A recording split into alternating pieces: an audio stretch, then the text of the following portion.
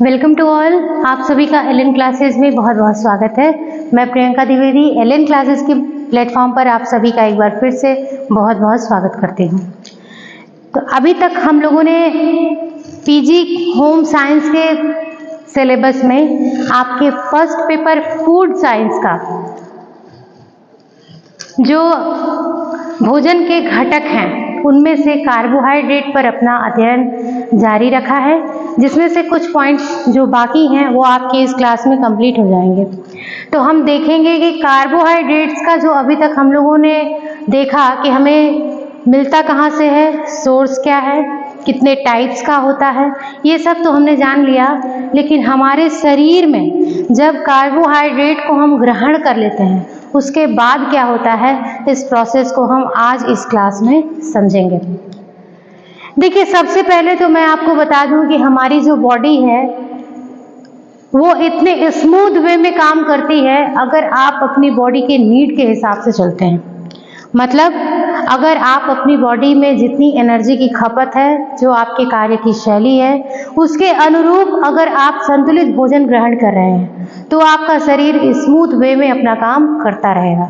और अगर आप अपनी बॉडी को कुपोषण की श्रेणी में भोजन प्रदान कर रहे हैं, या तो बहुत कम प्रदान कर रहे हैं या बहुत ज़्यादा प्रदान कर रहे हैं, तो ऐसे में आपकी बॉडी का बैलेंस गड़बड़ हो जाता है। फिर आपकी बॉडी का काम करने का प्रोसेस भी कभी स्लो कभी फास्ट इस तरीके से होता है। आजकल तो हमारी कुछ आदतें भी ऐसी हैं जो हमारे मेटाबॉलिज्म को, हमारे उपापचय को बहुत प्रभावित करती है, जिससे हमारी बॉडी बहुत बुरी तरह इफेक्टेड है और हम दो तरीके की बीमारियों से, दो तरीके की परेशानियों से ग्रसित हैं। विशेषकर भारत को देखा जाए तो ये दोहरे कुपोषण के भार को उठा रहा है। एक तरफ तो वो लोग हैं जिनको 2 वक्त की रोटी भी नहीं मिल पा रही है, वो बड़ी मुश्किल से अपने लिए शाम का या 1 वक्त का खाना जुटा पाते हैं, और दूसरी तरफ वे लोग हैं जो अधिक भोजन ग्रहण करके ओबेसिटी का शिकार हो रहे हैं, और उस ओबेसिटी के कारण विभिन्न प्रकार की हार्ट रिलेटेड बीमारियां, आपकी किडनी से रिलेटेड बीमारियां, और भी आपकी डाइजेस्टिव ट्रैक्ट, पूरी सिस्टम, जितने भी सिस्टम आपकी बॉडी में काम कर रहे हैं, ये सारे इफेक्टेड हो रहे हैं। तो हमें क्या करना है कि हमें इस जानकारी को लेकर के और केवल अपनी कॉपी के एक पन्ने में दबा नहीं देना है। ये हमारे जीवन से संबंधित तथ्य हैं, इन सभी को हमें अपनी लाइफ में उतारना है, उसको समझना है, और उससे संबंधित जो यूजफुल पॉइंट्स हैं उनको अपने जीवन में अगर आप उतारते हैं तो ही आपके पढ़ने का कोई मतलब निकल के आता है। अब आइए हम देखते हैं कि आखिर कार्बोहाइड्रेट जब हमारी बॉडी में इंटर करता है तो क्या होता है। कार्बोहाइड्रेट खाने के लिए हमने मान लिया कि हमने ले लिया रोटी। रोटी में जो आपका स्टार्च है, जब आपने कार्बोहाइड्रेट को स्टार्च के रूप में अपने शरीर में ग्रहण किया तो मुंह में जाते ही लार ग्रंथियां पाई जाती हैं, जिनसे लार निकलते हैं, उनमें कुछ एंजाइम्स पाए जाते हैं। अब आप कहेंगे कि एंजाइम्स क्या होते हैं? एंजाइम्स और हार्मोन्स, ये 2 ऐसे तत्व हैं जो हमारे शरीर में होने वाली विभिन्न प्रक्रियाओं को उत्प्रेरित करते हैं। उत्प्रेरक का कार्य करते हैं और कंट्रोलर का कार्य करते हैं। ये हमारे शरीर में होने वाली जितनी भी जैविक प्रक्रियाएं हैं उनके संचालन में जो उनकी स्पीड है, उसको वह स्पीड नहीं कह सकते हैं, जो उनकी कहते हैं कि कैपेसिटी है काम करने की, उसको ये उत्प्रेरित करते हैं। अब जैसे क्या है, उसी कैटेगरी में आपका एंजाइम भी आता है और हार्मोन भी आता है। एंजाइम्स ये नलिकाओं के द्वारा आपके शरीर में स्रावित होता है, और हार्मोन्स नलिका विहीन ग्रंथियों से आपके शरीर में स्रावित होते हैं। हार्मोन्स शरीर में पाई जाने वाली 7 ग्रंथियों के द्वारा निकलते हैं, और एंजाइम्स चूंकि ये प्रोटीन से निर्मित है, अमीनो एसिड से रिलेट करते हैं, इसलिए आप देखेंगे कि ये किस तरीके से हमारे शरीर में होने वाली प्रक्रियाओं पर अपना प्रभाव दिखा रहे हैं। अब देखिए, जो एंजाइम है उनमें से एक एंजाइम हमारे मुंह में मिल रहा है। एंजाइम तो कई होते हैं हमारे लार ग्रंथियों में, ठीक है, लेकिन उसमें जो एमाइलेज है, एमाइलेज कार्बोहाइड्रेट पे कार्य करता है। हम किसके बारे में बात कर रहे हैं? कार्बोहाइड्रेट के बारे में बात कर रहे हैं। तो हम यहाँ पर ये देखेंगे कि हमारे मुंह में जब रोटी जाती है तो हम उसे अपने दांतों से च्यू करते हैं, चबाते हैं, और चबाते समय जो लार है वह उस रोटी में क्या हो जाती है? मिक्स हो जाती है। और जो रोटी थोड़ी ड्राई है वो कैसी बन जाती है? बिल्कुल सॉफ्ट हो जाती है, मुलायम बन जाती है, और उसमें जो एमाइलेज है वो स्टार्च पर अपना काम करना शुरू कर देता है और उसमें पाए जाने वाले जो ग्लाइकोजन है उसको किस में बदल दे रहा है? उसको माल्टोज में कन्वर्ट करने का प्रयास करने लगता है। जैसे ही वह हमारे ओइसोफेगस यानी कि हमारे आहार नाल में आता है, वो रोटी जिसमें एमाइलेज मिला हुआ है वो धीरे से हमारे जब पेट में सरकता है, पेट में आने के बाद जो पेरिस्टालसिस मूवमेंट होती है, क्रमाकुंचन गति होती है। हम रोटी के साथ सूखी रोटी तो खाते नहीं हैं, पानी भी पीते हैं, दाल भी लेते हैं, सब्जियां भी लेते हैं, तो सारी चीजों का पाचन एक साथ ही कंटिन्यू रहता है। ऐसा नहीं है कि पहले कार्बोहाइड्रेट का हो जाएगा, फिर प्रोटीन का होगा, फिर वसा का होगा, नहीं। प्रत्येक तत्वों पर जो एंजाइम्स हैं वो अपना अलग अलग कार्य करते हैं। प्रत्येक तत्व को तोड़ने का के लिए अलग अलग एंजाइम्स हमारी बॉडी में काम करते हैं। अब यहाँ देखिए कि जब एमाइलेज स्टार्च को तोड़ करके माल्टोज में परिवर्तित कर रहा है और वो हमारे पेट में जाता है, तो यहाँ पर क्रमाकुंचन गति के द्वारा उस भोजन की लुगदी बन जाती है। आप ऐसा देखिए, छोटे बच्चे हैं, खाना खा लेते हैं कई बार, और जब वो खाना खाने के थोड़ी देर बाद वोमिट करते हैं तो उनके मुंह से जो भोजन वापस फिर से आता है वो उस रूप में नहीं होता है जैसा कि उन्होंने खाया है। वो बिल्कुल भी एकदम काइम की तरह होता है। काइम मतलब लुगदी के समान होता है।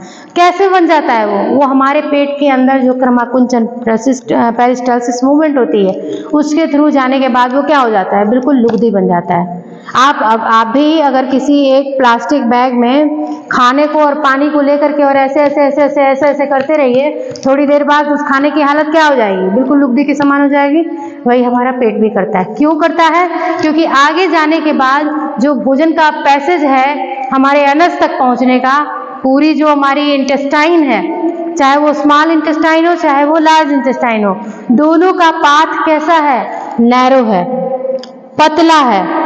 पतला नहीं होगा तो आपका ये जो मुख से लेकर के एनस तक की जो पूरी लेंथ है ये 9 मीटर की होती है। आपके डाइजेस्टिव ट्रैक्ट की जो लेंथ है वो 9 मीटर की होती है, एक साड़ी से भी 2 मीटर ज्यादा। तो आप सोचिए कि 9 मीटर का जो पूरा सिस्टम है वो आपके इस इतने छोटे आपकी हाइट के अकॉर्डिंग आपके मुख से लेकर के आपके इजेशन का जो पैसेज है वहां तक में केवल 9 मीटर फिट है। कितने कितने पतले पतले वो पाइप के थ्रू जाता होगा आपका खाना, तो उस पाइप के थ्रू खाना आसानी से चला जाए, इसीलिए भोजन को ये लुगदी के समान आपका पेट बना देता है। जब लुगदी के समान बन जाता है तो ये धीरे से कहाँ सरक जाता है? स्मॉल इंटेस्टाइन में चला जाता है। स्मॉल इंटेस्टाइन के मुंह पर ही जो स्टार्टिंग पॉइंट है वहीं पर पित्ताशय से निकलने वाला पित्त HCl हाइड्रोक्लोरिक एसिड ये उस भोजन में मिल जाता है और वो क्या करने लगता है? उस काइम पर अपना काम करने लगता है। अब उस काइम में क्या है? प्रोटीन, वसा, विटामिन, ये सब तो हम बाद में देखेंगे। फिलहाल हम क्या देख रहे हैं? कार्बोहाइड्रेट देख रहे हैं। तो जब उस काइम में जो कार्बोहाइड्रेट होगा उस पर की जो प्रोसेस होती है कि मुंह से आमाशय में जाने के बाद और आमाशय के बाद इंटेस्टाइन में जाने पर जो हाइड्रोक्लोरिक एसिड है वो उस काइम पर काम करना शुरू कर लेती है, जिसमें ऑलरेडी एमाइलेज उपस्थित होता है। भाई वो मुंह से जो गया है वो एंजाइम डिस्ट्रॉय नहीं होता है, बल्कि ऑलरेडी उसमें काइम में बना हुआ होता है। और वो एंजाइम क्या कर लेता है? स्टार्च और ग्लाइकोजन को माल्टोज में चेंज कर देता है। किस में चेंज कर देता है? माल्टोज में चेंज कर देता है। अब आगे की जो प्रोसेस है सुक्रोज, माल्टोज और लैक्टोज पर कैसे होती है वो आप यहाँ देखिए। भोजन में जो सुक्रोज है उस पर सुक्रेज एंजाइम अपना काम करता है और किस में बदल देता है? ग्लूकोज और फ्रक्टोज में बदल देता है। माल्टोज जो भी हमने खाया है, स्टार्च खाया है, ग्लाइकोजन खाया है, उसको माल्टोज में कन्वर्ट कर दिया गया है एमाइलेज के द्वारा। तो यहाँ पर जो माल्टोज है, माल्टोज पर माल्टेज एंजाइम काम करता है और किस में बदल देता है? ग्लूकोज प्लस ग्लूकोज में ही, मतलब ये पूरी तरीके से ग्लूकोज में बदल देता है। लैक्टोज हम सभी जानते हैं कि जो भी हम दूध दही का प्रयोग करते हैं उसमें जो हमारा कार्बोहाइड्रेट या जो शर्करा होती है वो लैक्टोज के फॉर्म में होती है। उस लैक्टोज पे कौन काम करता है? लैक्टेज काम करता है। लैक्टेज जो है एंजाइम काम करता है और किसमें परिवर्तित कर देता है? ग्लूकोज और गैलेक्टोज में परिवर्तित कर देता है।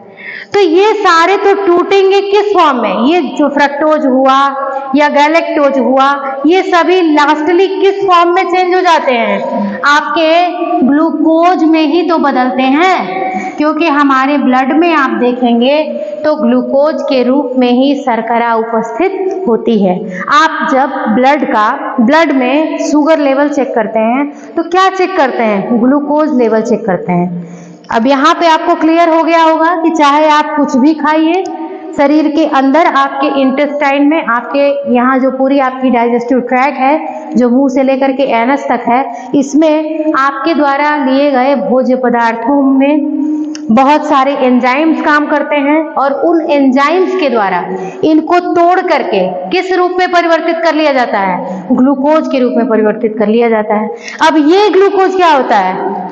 इस ग्लूकोज का क्या होता है? ये ग्लूकोज आप देखिए ये सीधा कहाँ जाती है?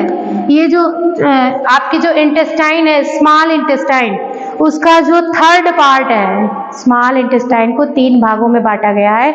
जो सबसे लास्ट का पार्ट होता है उसमें माइक्रोविलाइज पाए जाते हैं, रोमांकुर पाए जाते हैं, ठीक है, जो ग्लूकोज को सक करके यानी कि सोख करके अवशोषित करके कहाँ पहुंचा देते हैं? आपके ब्लड में पहुंचा देते हैं। और ब्लड में आपका यह ग्लूकोज क्या होने लगता है? रेगुलेट होने लगता है, ठीक है, पूरे शरीर में यह परिसंचरित होने लगता है। ये मैंने आपको अवशोषण बताया कि इसका क्या हो गया?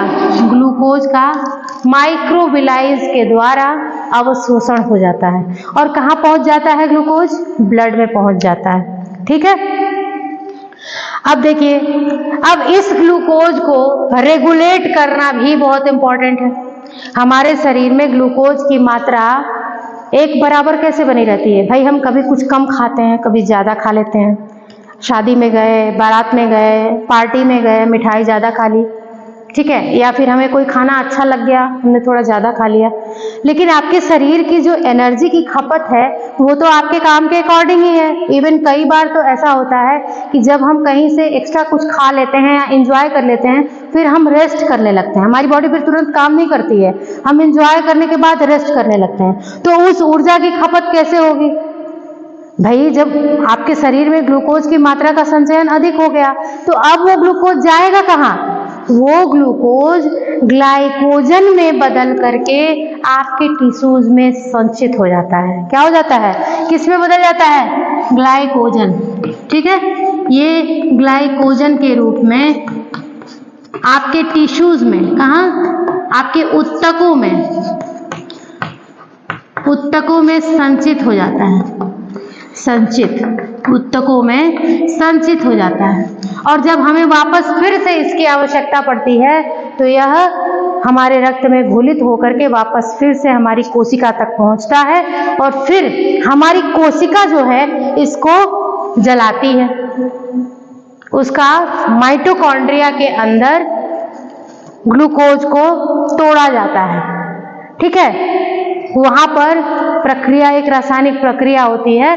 उस प्रक्रिया के बाद उसमें से एटीपी के रूप में ऊर्जा निकलती है।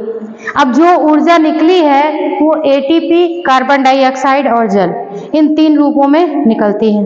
जो कार्बन डाइऑक्साइड है वो हमारे शरीर से हमारे निःश्वसन के द्वारा बाहर चला जाता है। भाई हम जो सांस ले रहे हैं, सांस लेते हैं, छोड़ते हैं, इतनी ही देर में सोचिए ये सारी प्रोसेस हो जाती है कि ऑक्सीजन हमारी कोशिका तक गई, वहां पर जो ग्लूकोज है उसका ज्वलन हुआ, ज्वलन के बाद जो कार्बन डाइऑक्साइड निकली उसको वापस लिया हमारे ब्लड ने और वो वापस कहाँ आ गया? हमारे फेफड़ों तक आया। फेफड़ों ने वापस फिर से क्या कर दिया? उसमें से कार्बन डाइऑक्साइड को अलग किया और फिर हमारे शरीर से उसका निष्कासन हो गया।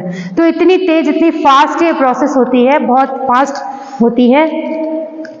अब ये जो आपने देखा ग्लूकोज का संचयन हो गया, ग्लूकोज का अवशोषण हो गया, उसके बाद यह क्या हुआ, ऊतक में संचित हो गया। अब देखिए, इस ग्लूकोज के संचयन और ग्लूकोज की मात्रा की कमी और अधिकता से ही संबंधित एक रोग है जो हमारे भारत में बहुत ही बृहत्तम स्वरूप में सामने आ रहा है। कौन सा? आपका डायबिटीज। डायबिटीज यानी कि मधुमेह। हम कहते हैं कि हम मिठाई ज्यादा खा लेते हैं इसीलिए शुगर हो जाता है। नहीं, मिठाई खाने से शुगर नहीं होता है, या फिर कोई भी कार्बोहाइड्रेट की मात्रा अधिकतम लेने से ये सब नहीं होता है। होता कैसे है? हमारे शरीर का जो डाइजेस्टिव ट्रैक है, जो डाइजेस्टिव सिस्टम हमारा है, उसमें आप सभी को पता है कि कुल जो 7 अंग पार्टिसिपेट करते हैं वो कौन कौन से होते हैं। अगर आप लोगों को पता है तो अच्छी बात है, नहीं है तो मैं बता देती हूँ। आप लोगों का या हम सभी के शरीर में जो हमारा डाइजेस्टिव ट्रैक है, जो हमारा पाचन संस्थान है, उसके अंदर जो अंग भाग लेते हैं वो हैं हमारा मुख, हमारी ग्रास नली, हमारा पेट या आमाशय कहिए, आमाशय, हमारी छोटी आंत, हमारा यकृत, पित्ताशय यहाँ पर जुड़ा हुआ है, उसके बाद हमारा अग्नाशय, उसके बाद हमारी बड़ी आंत,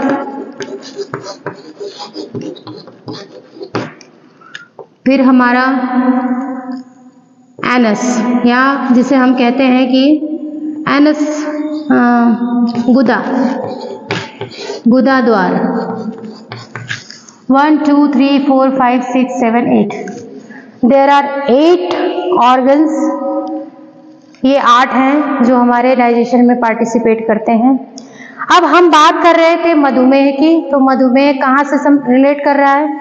ये तो हमने देख लिया, भोजन मुख में आया, ग्रस नली से अंदर आया, आमाशय में उसका क्या हुआ, छोटी आंत में जो गूदा था वह जो है HCl हाइड्रोक्लोरिक एसिड और आपके एमाइलेज एंजाइम, रेनिन, पेप्सिन और भी बहुत सारे एंजाइम्स हैं जिनके मिश्रण के बाद भोजन का क्या हुआ, पाचन होना आपकी छोटी आंत में प्रारंभ हो गया। अब यहाँ तक पित्त आया, HCl जो है यहाँ पर उसने भोजन की जो पचने की जो क्रिया है उसको और भी उत्तेजित कर दिया, और भी तेज बना दिया, और भोजन बड़ी ही तेजी के साथ पचने लगा। इसीलिए कहा जाता है कि जिसके लीवर में प्रॉब्लम होती है उसके शरीर में उसके भोजन का पाचन और अवशोषण सही ढंग से नहीं होता है। या फिर आजकल तो चलन में है कि जिसके पित्ताशय की थैली से कई बार पथरी निकल रही है या पित्ताशय को ही निकाल दिया जा रहा है, तो उनके लिए भोजन को डाइजेस्ट करना एक बहुत ही डिफिकल्ट टास्क बन गया है। क्योंकि आजकल का खाना, हमें सादा खाना तो अच्छा लगता नहीं, हम ऑयली खाते हैं, फास्ट फूड खाते हैं, जो मैदा हुआ या चिपचिपे भोज्य पदार्थों का सेवन या चाइनीज फूड, इन सारी चीज़ों में चिकनापन अधिक होता है। और यहाँ पर हमारे डाइजेस्टिव ट्रैक्ट को सबसे ज़्यादा अगर किसी चीज़ की ज़रूरत है तो रफेज की होती है, यानी कि रेसों की होती है। रेसे क्या करते हैं? रेसे भोजन को एक दूसरे से बांध करके आसानी से उस फूड पाइप से लेकर के और पूरे इंटेस्टाइन से शरीर से बाहर कर देते हैं। लेकिन यहाँ पर आप देखिए, जब पित्ताशय से पित्त नहीं मिलता है तो भोजन को पाचन होने में बहुत ही समस्या होगी। भाई आप बताइए कि अगर आप कह रहे हैं कि आपको भूख लगी है, आप खाना खा रहे हैं, आपके सामने पानी रख दिया जाए और उसके बाद भोजन में आपका कुछ फेवरेट आइटम एक्स्ट्रा ला करके डाल दिया जाए, तो आपकी भूख और तेजी के साथ बढ़ जाती है और आप और भी ज़्यादा खाने के लिए सोचने लगते हो कि थोड़ा और खा लिया जाए, है ऐसा? तो वैसे ही ये क्या करते हैं, ये जो पित्ताशय से निकलने वाला जो पित्त है, ये क्या करता है, ये बॉडी के जो आपके इंटेस्टाइन में काइम है उसके अंदर जो पाचन की प्रक्रिया चल रही है, इसको कैटलिस्ट के तरीके से काम करता है और उत्तेजित कर देता है, वो और तेजी से होने लगता है। अब यहाँ पर देखिए, यहाँ पर पाचन होते होते ये आगे बढ़ रहा है, तो पित्ताशय के बाद अब इसको अगला अंग जो मिलता है ना, वो अग्नाशय मिलता है। अग्नाशय क्यों इंपॉर्टेंट है? अग्नाशय से कुल 7 प्रकार के एंजाइम्स निकलते हैं जो डाइजेशन में पार्टिसिपेट करते हैं। उन 7 एंजाइम्स के बारे में आप नहीं जानते होंगे, अगर आप जानते हैं तो बहुत अच्छी बात है, लेकिन वो बहुत इंपॉर्टेंट अभी आपके सिलेबस के अकॉर्डिंग नहीं है। कोलिसिस्टोकाइनिन, पैंक्रियोजाइमिन, इस तरीके से करके बहुत सारे एंजाइम्स है, 7 एंजाइम्स इंपॉर्टेंट हैं, जिसमें से सबसे ज्यादा इंपॉर्टेंट बात हम क्यों करेंगे? क्योंकि हमको मधुमेह के बारे में पढ़ना है। मधुमेह क्या है? मधुमेह शुगर लेवल के डिसबैलेंस से उपजी हुई एक बीमारी है, जिसमें रोगी को भूख तेज लगती है, वजन तेजी के साथ कम होने लगता है, शरीर में पॉलीयूरिया होने लगता है, यानी कि उसको बहुत ही बार बार उसको यूरिन पास होती है, प्यास अधिक लगती है। तो ये वह बीमारी है। शुगर लेवल बढ़ जाता है। अब कैसे बढ़ता कैसे है भाई? यही बात हम यहाँ पर कर रहे हैं। अग्नाशय से निकलने वाला जो एक लैंगरहैंस की अग्नाशय कुछ इस प्रकार का होता है, पत्ती के समान संरचना होती है, और इसमें ही लैंगरहैंस की द्वीपिकाओं के नाम की एक कोशिका पाई जाती है, जिनमें से क्या सिक्रेट होता है? इंसुलिन सिक्रेट होता है। क्या सिक्रेट होता है? इंसुलिन।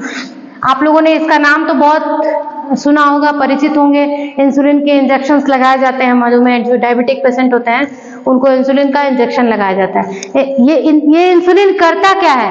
ये इंसुलिन हमारे ब्लड में ग्लूकोज की मात्रा को बैलेंस करता है। कितना ग्लूकोज के रूप में हमारे ब्लड में रहेगा और कितना ग्लाइकोजन के रूप में रहेगा, ये डिसाइड करने का जो कार्यभार है वो इंसुलिन के ऊपर होता है।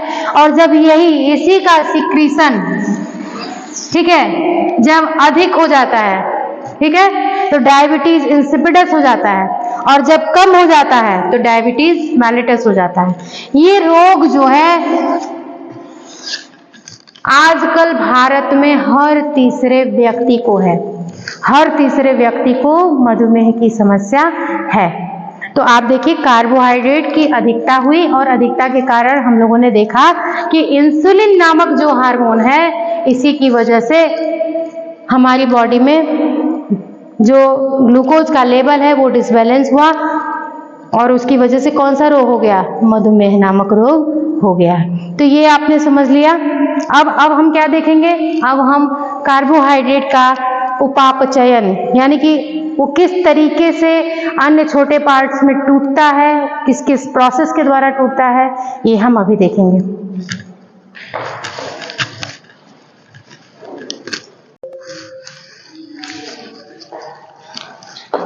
देखिए, अभी तक हमने कार्बोहाइड्रेट्स के पाचन और अवशोषण को समझ लिया है। अब हम देखेंगे कि कार्बोहाइड्रेट का हमारे शरीर में चयापचय कैसे होता है। चयापचय क्या होता है? चयापचय का अर्थ यह है कि हमारी बॉडी में कार्बोहाइड्रेट का विभिन्न छोटे अणुओं के रूप में, छोटे रूपों में टूट करके अवशोषण की जो प्रक्रिया है उसमें वह किस रूप में परिवर्तित होकर के हमारे शरीर में ऊर्जा तक कैसे पहुंच पाता है, इसमें कौन कौन सी प्रक्रियाएं आ जाती हैं, इसको हम यहाँ पर देखेंगे। कार्बोहाइड्रेट्स के चयापचय से संबंधित जो कुछ इम्पॉर्टेंट टर्मिनोलॉजी है, जो इम्पॉर्टेंट टर्म्स हैं, उसको हम देखेंगे। देखिए, हमारी बॉडी में ग्लाइकोलाइसिस प्रक्रिया के द्वारा जो ग्लूकोज है वो पायरुविक एसिड, पायरुविक अम्ल में टूट जाता है। समझ में आई बात? दूसरी प्रोसेस है ग्लाइकोजिनेसिस। ग्लाइकोजिनेसिस में ग्लूकोज ग्लाइकोजन बन जाता है, और कहाँ पर संचित हो जाता है? यकृत में संचित हो जाता है। ग्लाइकोजिनोलाइसिस क्या है? ग्लाइकोजिनोलाइसिस में यह प्रक्रिया, जो ग्लाइकोजिनोलाइसिस है, वो यकृत में होती है, और जहां पर ग्लाइकोजन से ग्लूकोज बनता है। ये कब होगा? जब हमारी बॉडी में, हमारे रक्त में ग्लूकोज की मात्रा कम होती है तो हमारी यकृत में जो संचित ग्लाइकोजन है वह किस रूप में? ग्लूकोज के रूप में परिवर्तित हो जाता है। और इस प्रक्रिया को हम किस नाम से जानते हैं? ग्लाइकोजिनोलाइसिस के नाम से जानते हैं। ग्लाइकोनियोजेनेसिस वह प्रक्रिया है जिसमें अमीनो अम्ल एवं वसा, अमीनो अम्ल कहाँ से मिला? ये हमारे प्रोटीन के संश्लेषण के बाद हमें अमीनो अम्ल की प्राप्ति होती है, ठीक है। और अमीनो अम्ल और वसा इन दोनों के टूटने के बाद जो हम ग्लूकोज प्राप्त करते हैं उस प्रक्रिया को हम ग्लाइकोनियोजेनेसिस के नाम से जानते हैं। क्रेब्स चक्र क्या है? ये पायरुविक अम्ल का ऑक्सीकरण करने की प्रक्रिया है। जो यह पायरुविक अम्ल हमने प्राप्त किया अभी ग्लाइकोलाइसिस प्रक्रिया के द्वारा, और इसका विखंडन होता है क्रेब्स चक्र के माध्यम से, जो किसमें टूटता है? कार्बन डाइऑक्साइड और जल में टूट जाता है। इसे हम साइट्रिक एसिड साइकिल के नाम से भी जानते हैं। तो ये सारी प्रक्रियाएं हैं जिनके माध्यम से कार्बोहाइड्रेट्स हमारी बॉडी में टूट करके अवशोषित होने के स्तर तक पहुंचता है।